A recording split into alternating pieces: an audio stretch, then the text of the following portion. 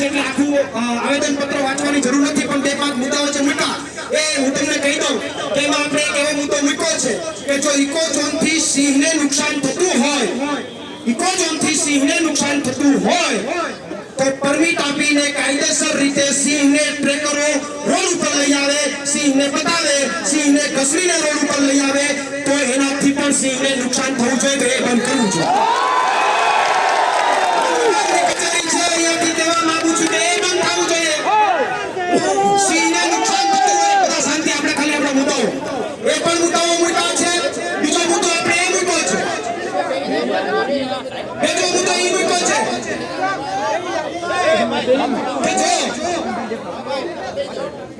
જો ઇકોઝોન નાબૂદ ન કરવો હોય તો રેવન્યુ વિભાગમાં કોઈ સિંહ મારણ કરે અને ત્યાંથી સિંહને મારણને ઉપાડી જાય, એ સિંહને તમે ખાવા ન દો, ભૂખો રાખો તો ત્યાં છે સિંહને નુકસાની નથી। અને પછી મારણનું શું થાય છે?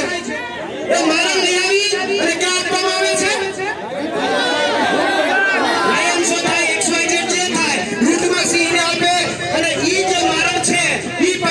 સરકારી સોંપડે ઉતારાઈ જાય ને રૂપિયા સરકારમાંથી જમા થઈ જાય। આ શું છે? એટલે આ જે કઈ મુદ્દાઓ છે એમાં એક જ મુદ્દાનો કાર્યક્રમ આપ્યો છે, ઇકોઝોન લાગુ થશે તો જનતા સાથે આ તમામ વસ્તુ બંધ કરાવીશું। વન વિભાગમાં અંદર કોન્ટ્રાક્ટ ચાલે છે, એમાં શું થઈ રહ્યું છે? એમાં 5% કોન્ટ્રાક્ટરને 10% કમિશન આપી તમામ અધિકારીઓ પોતે કામ કરી રહ્યા છે।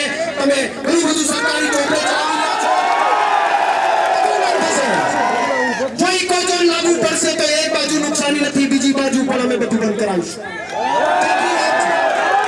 આજે અહીંયા જે જવાબદાર અધિકારી છે એને આપણે આવેદનપત્ર બધા મુદ્દાઓને આમાં સમાવેશ કર્યા છે અને આગળ જે કંઈ પણ માની લો કે રણનીતિ છે કે મેં તમને કીધી છે, પણ વન વિભાગને લગતી વાતો છે અહીંયા અમે કરી, વધારે ચર્ચા ન કરતા આપણે હવે ટૂંક સમયમાં આપણે આવેદનપત્ર આપશું। એ પેલા માનનીય ગોપાલભાઈ, માનનીય પરેશભાઈ, માનનીય